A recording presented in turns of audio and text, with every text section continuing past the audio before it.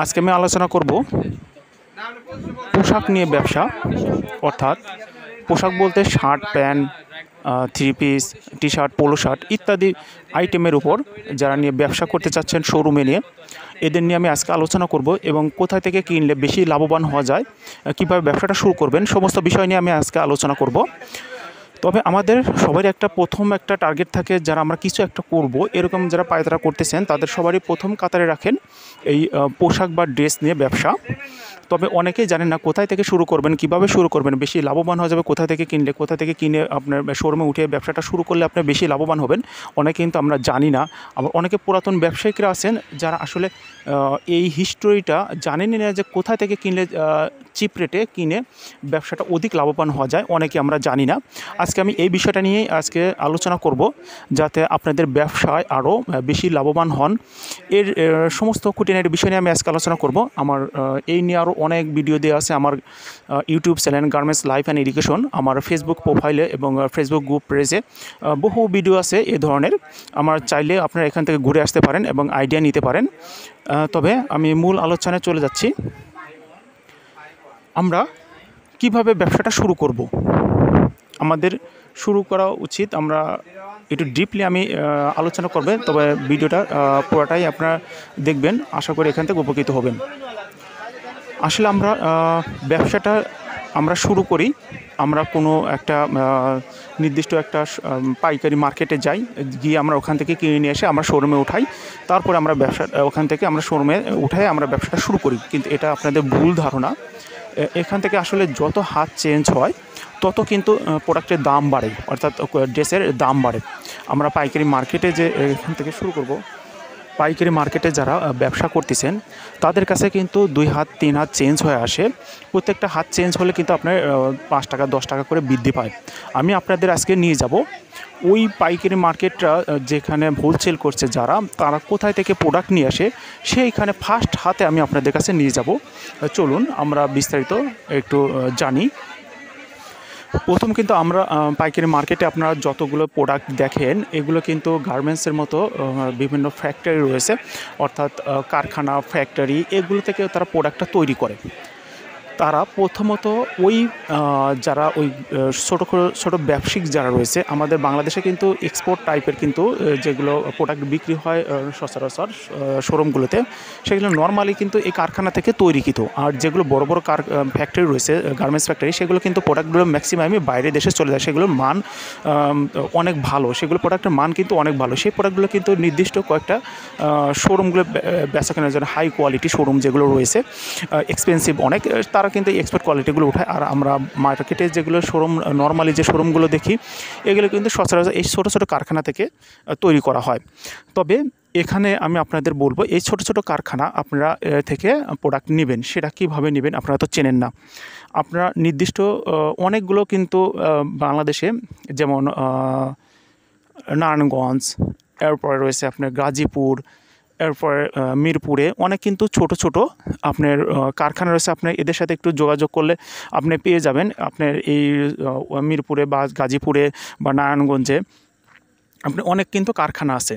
আপনি ওখানে গিয়ে আপনি যোগাযোগ করলে, আপনারা যদি চান আমার সাথে যোগাযোগ কমেন্টসে জানাবেন, আমি অবশ্যই আপনাদের লোকেশন দিয়ে দেবো। দু একজনের সাথে আমারও ভালো সম্পর্ক আছে, তাদের কাছে আপনার এই ছোটো ছোটো কারখানাগুলোর সাথে আপনার সাথে পরিচয় করে দেবো।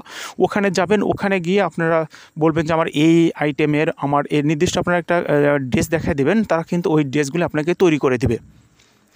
ওই প্রোডাক্টটি আপনাদের তৈরি করে দেবে, আপনারা একটা বাজেট দিয়ে দেবে। হয়তো তারা বলবে ফ্যাব্রিকের এত দাম, সুতার এত দাম, আমার সুইং কস্ট এত, এরকম একটা কস্ট দাঁড় করে বলবে যে আমার এই প্রোডাক্টের এত দাম হয়। এক্সাম্পল, আপনি এখান থেকে কিন্তু নিজেই আপনি বায়ার হিসেবেও তৈরি করতে পারবেন প্রোডাক্ট। আপনি যদি বলেন যে আমি সব কিছু সাপ্লাই দেবো, অর্থাৎ র ম্যাটেরিয়াল, ফ্যাব্রিক, সুতা, এরপরে যতগুলো বাটন, আদার্স যতগুলো অ্যাক্সেসরিজ আছে সবগুলো আমি সাপ্লাই দেবো, আপনি শুধু সুইং করে দেবেন কত কস্ট চান। এটা হলো একদম পারফেক্ট একটা। হ্যাঁ, আপনারা এই ফ্যাব্রিকগুলো কোথায় পাবেন? আপনি একটু ঘাটাঘাটি করলে আপনি পেয়ে যাবেন অনেকগুলো মার্কেট রয়েছে যেখানে আপনি এই ফ্যাব্রিকগুলো হোলসেল করে থাকে। অনেক দোকান রয়েছে, আপনার এগুলো চাইলে আপনি ওখান থেকে নিয়ে এসে ওই ছোটো ছোটো যে কারখানা আছে ওখানে দিলেন যে আমার 500 পিস, 100 পিস বা 200 পিস আমার T shirt, polo shirt, pant, shirt এরকম তারা চাইলে আপনাকে বানায় দিবে। তবে এদিকে আপনার একটু পরিশ্রমটা বেশি হবে। ওনাদের কাছে বললেই হবে যে আমি এই কারখানাকে যদি বললে হবে যে আমাকে এখান থেকে 500 পিস আমাকে বানিয়ে দেন, তখন কিন্তু তারা ওই 500 পিস বানানোর জন্য যা কস্ট আসে তারা একটা বলবে। হয়তো আপনার যেটা প্রোডাক্ট, আমি এক্সাম্পল দিই, একটা প্যান্ট, জিন্স প্যান্ট আপনারা কিনে নিচ্ছেন হোলসেল থেকে আপনার 200 টাকা 300 টাকা থেকে আপনার 300 বা 200 বা 400 এরকম অ্যারাউন্ড কিনছেন। 300 টাকার নিচে খুব কমই পাওয়া যায় ভালো কোয়ালিটির প্যান্ট। আমি এক্সাম্পল বলতেছি, আপনার ওখান থেকে প্যান্টটা নিলেন, নিয়ে তারপরে ব্যবসাটা শুরু করবেন। কিন্তু আপনি যদি ওই প্রোডাক্টটাই যদি আপনি ওই কারখানা থেকে বানিয়ে নেন, তখন কিন্তু আপনি কিন্তু 150 থেকে 200 টাকার মধ্যে আপনি কিন্তু সব কাভার করতে পারবেন। তখন কিন্তু আপনি ওখান থেকে কিনলেন আপনি কত 300 টাকা দিয়ে। আপনি যদি নিজে এভাবে বানান আপনার বা 300 বা 400 টাকা দিয়ে আপনি কিন্তু ওখান থেকে কিন্তু হোলসেল মার্কেট অর্থাৎ পাইকারি মার্কেট থেকে আপনি ওই শার্ট প্যান্টগুলো কিনে নিচ্ছেন। আপনি যদি এখানে চান আপনি কিন্তু 200 টাকার মধ্যে আপনার এরকম বানিয়ে নিতে পারবেন। তারা কিন্তু একটা কস্টের একটা ইয়া দিয়ে দিবে, আমার সুতার এত দাম আসবে, ফ্যাব্রিকের এত দাম আসে, আমার সুইং কস্ট এত দাম আসে, এরকম দেখবেন আপনি ম্যাক্সিমাম 200-250 টাকার মধ্যে হয়ে যাচ্ছে। আর আপনার যদি ভালো কোয়ালিটি 200 টাকার মধ্যে কিন্তু ভালো কোয়ালিটি। আমি একটা এক্সাম্পল দিতে, এটা খরচটা কেমন। গার্মেন্টসে যে কোনো একটা প্রোডাক্ট তৈরি করতে সুইং কস্টটা নেবে, আপনার যদি একটা প্যান্ট নেন আপনার 50 থেকে 60 টাকা, 70 টাকা এরকম কিন্তু তারা সুইং কস্ট ধরে। আপনার ওই একটা প্যান্টের ধরলাম 1.5 গজ ফ্যাব্রিক প্রয়োজন, তখন বা 1.5 গজ বা 2 গজ বা এরকম একটা ফ্যাব্রিক প্রয়োজন। আপনি এখানে কিন্তু 40 টাকা বা 30 টাকা এরকম গজে কিন্তু আপনি ফ্যাব্রিক পেয়ে যাবেন। সুতা 5 টাকা 10 টাকা, ওয়াশ আপনার 2 টাকা 3 টাকা বা 5 টাকা 10 টাকা এরকম হতে পারে, হোয়াট এভার। আপনি দেখেন এগুলো কস্ট কিন্তু আপনার অ্যারাউন্ড কত টাকা চলে আসছে, আপনি কিন্তু একটা আইডিয়া পেয়ে গেলেন। এরপর আপনি এটা ব্যবসা শুরু করলেন, আপনি আপনার শোরুমে উঠালে দেখা গেল আপনি কিন্তু অনেক চিপ রেটে আপনি প্রোডাক্টটা তৈরি করছে। আপনি হোলসেল মার্কেট থেকে আপনি একটা নর্মাল একটা প্যান্ট যদি কেনেন আপনার 200 টাকা, ওই হোলসেল মার্কেটে 200 টাকা তো প্যান্ট নর্মালি হয় না, আপনার 300 থেকে 400 টাকা নিলেন, আপনি এখান থেকে কষ্ট করলো 200 টাকা, তাহলে আপনি কিন্তু 100 টাকা কিন্তু আপনার পকেটে ঢুকলো। একটু যদি আপনি ঘুরিয়ে ফিরিয়ে আপনি যদি একটু পরিশ্রম করেন তাহলে কিন্তু আপনার এখান থেকে 200 টাকা সেভ হলো। এটাই কিন্তু আপনাদের সিস্টেম জানা উচিত। এবং শোরুমে যখন আপনি উঠাবেন তখন কিন্তু আপনার কিন্তু এই যে হাত চেঞ্জ হয় 100 টাকা বা 200 টাকা, এটা কিন্তু আপনার পকেটে গেল। এটাই কিন্তু হচ্ছে মূল কিন্তু একটা থিংস। এখান থেকে এভাবে ব্যবসা শুরু করলে আপনি 100% আপনি লাভবান হবেন। আপনি 5 পিস 10 পিস এরকম করে আপনি নিলেন ওনাদের কাছ থেকে, এরপরে আপনি ব্যবসাটা শুরু করলেন। হ্যাঁ, এরপরে আরও কিছু কথা রয়েছে। এটা গেলো কিন্তু আপনার একদম ফার্স্ট হাত থেকে নিলেন। এরপরে আপনার স্টক লট। হ্যাঁ, স্টক লটের ব্যবসাটা আপনার কীরকম, আপনার অনেক গার্মেন্টস ফ্যাক্টরিতে বায়ার অর্ডার দিয়েছে, সেটা কিন্তু আপনার দেখা গেল আপনার ওইটা বায়ার রিকোয়ারমেন্ট অনুযায়ী বা তার টার্গেট ফিল আপ করতে পারেনি, বা যেমন তাদেরকে তার সাথে যেটা ইয়া থাকে, বন্ডিং থাকে যে আমার অন টাইম শিপমেন্ট, আমার এই কোয়ালিটি লাগবে, তখন এটা যদি প্রোডাক্ট তাদের সাথে ম্যাচ না করে, কোনোভাবে ফেল হয়, তখন কিন্তু তারা ওইটা ক্যান্সেল করে দেয়। আপনি যদি টার্গেট করেন, একটু খোঁজখবর রাখেন মার্কেটে যে কোন ফ্যাক্টরিতে স্টক লট আছে, আপনার ম্যাক্সিমাম প্রত্যেকটা ফ্যাক্টরিতেই স্টক লট থাকে কম বেশি। একটা গেলে এরকম একটা স্টক লট হয়, আর একটা স্টক লট হয় আপনার দেখা শিপমেন্ট হওয়ার পরে আপনার অর্ডার ধরেন 100 পিস দিচ্ছে, সেখানে আপনি 10% বেশি কাটলো ফ্যাব্রিক বা পোশাক 10% বেশি বানাবে। তারপর ওই যে 10% যে বেশি রয়ে গেল, এটা কিন্তু তারা প্রতি মাসেই সেল করে থাকে। এগুলোই নিয়ে হলো স্টক লট, বা এরকম নিয়ে আপনি ব্যবসাটা শুরু করতে পারেন এইসব গার্মেন্টস থেকে নিয়ে। সেক্ষেত্রে কিন্তু আপনি আরও চিপ রেটে আপনার ভালো হাই কোয়ালিটির আপনার প্রোডাক্ট কিন্তু নিয়ে শোরুমে উঠাতে পারবেন। এখানে কিন্তু একদম এক্সপোর্ট কোয়ালিটির প্রোডাক্টটা পেয়ে যাচ্ছেন। তাহলে কিন্তু আপনার কিন্তু দুইটা, একটা হলো আপনার কারখানা থেকে, ছোটো ছোটো কারখানা থেকে প্যান্ট বা শার্ট পোশাক আপনি ওখান থেকে বানিয়ে আপনি শোরুমে উঠালেন, আর দুটো হলো গার্মেন্টস ফ্যাক্টরিতে, বড় বড় গার্মেন্টস ফ্যাক্টরিতে যে স্টক লট হয় বা এক্সেস যে শিপমেন্ট হওয়ার পর যে গার্মেন্টসগুলো থেকে যায় বা পোশাকগুলো থেকে যায়, সেগুলো নিয়ে আপনি ব্যবসাটা শুরু করতে পারেন। দুইটা ওয়ে, আপনি দুইটা ওয়ে থেকে যদি বিজনেস শুরু করেন, আমি 100% আশাবাদী আপনি কখনোই লসের সম্মুখীন হবেন না। এত সময় আমি বললাম শুধু আপনাদের প্রোডাক্ট কীভাবে কালেক্ট করবেন, অর্থাৎ ড্রেস আপনারা কোথা থেকে ক্রয় করবেন, কীভাবে আপনারা বিক্রি করবেন সেই সিস্টেমটা আমি বললাম। এখন আপনাদের দ্বিতীয় ধাপটা আমি বলেছি, প্রথম দ্বিতীয় ধাপটা বলেছি। এখন আপনাদের শোরুমে যে প্রোডাক্টটা উঠাবেন, কীভাবে শোরুমটা ডেকোরেশন করবেন।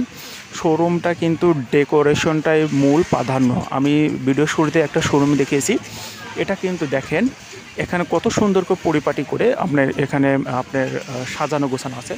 আপনার এখানে কিন্তু প্রোডাক্ট যা বারবার হাতাতে হবে না, বা প্রোডাক্ট কিন্তু আপনার কাস্টমার যা বাইসে বাইসে সিলেক্ট করবে এরকম কিন্তু অপশন নেই। আপনার যাওয়ার লগে লগে আপনি কী আইটেম চাচ্ছেন, কিডস আইটেম নাকি কিডস আইটেমের মধ্যে আপনার দেখা যাচ্ছে আপনার বয়েজ অথবা লেডিস, আপনার এখানে কিন্তু সবই কিন্তু আলাদা আলাদা করে দিয়ে আছে।